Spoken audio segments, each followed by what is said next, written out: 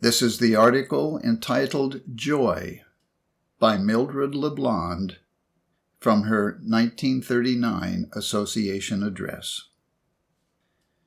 Joy is not a mental trimming to be put on or take off at will, nor is it fleeting or dependent on chance or circumstance. Joy is an essential and fundamental quality of divine consciousness. As such, it is something for us to demonstrate. Joy is a lubricator. It is necessary to put joy in the place of hard duty or responsibility. Thomas Carlyle has this to say of joy, quote, "Give us, oh, give us the man who sings at his work. He will do more in the same time. He will do it better. He will persevere longer. One is scarcely sensible to fatigue whilst he marches to music. The very stars are said to make harmony as they revolve in their spheres. Wondrous is the strength of cheerfulness, altogether past calculation in its power of endurance.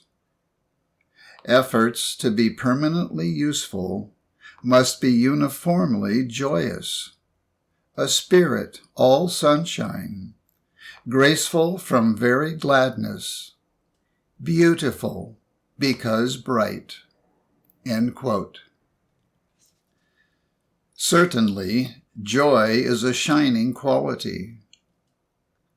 One of our lecturers once put us to a real test in this way when he said, "If we have not joy, we have not science, for the primal quality of this science is joy. Joy in God's perfect creation." End quote. Then the joy which comes from the appreciation of all things from the standpoint of mind, seeing mind's ideas, is real and enduring joy. We are naturally joyful as we are conscious of mind's ideas. The individual should never be without joy when he understands it in this way.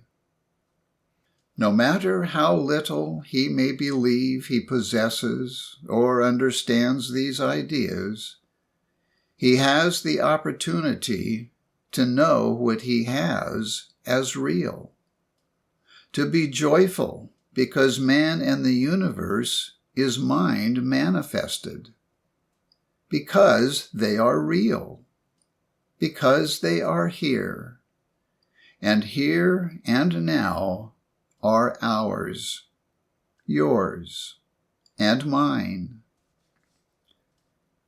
Divine consciousness is naturally a joyful consciousness.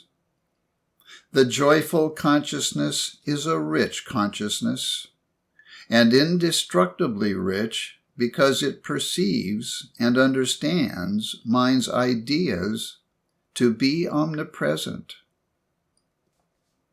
In the parable of the rich man who stored up much goods, we learn that he lost his so-called riches because he was not rich toward God. Being rich toward God is to understand, and therefore to have joy in the fact that man and the universe express mind. As Mrs. Eddy tells us, quote, "The divine mind maintains all identities, from a blade of grass to a star." End quote. Joy plays an important part in the salvation of each one of us. With joy, quoting from a lecturer, "Fill ye, draw water out of the wells of salvation. There is no other bucket." In an excerpt from one of Mrs. Eddy's letters, which appeared in the Christian Science periodicals, we find that she had this to say about joy. Quote, "So, dear friend, cultivate joy, hope, faith. Life lies before you glorious.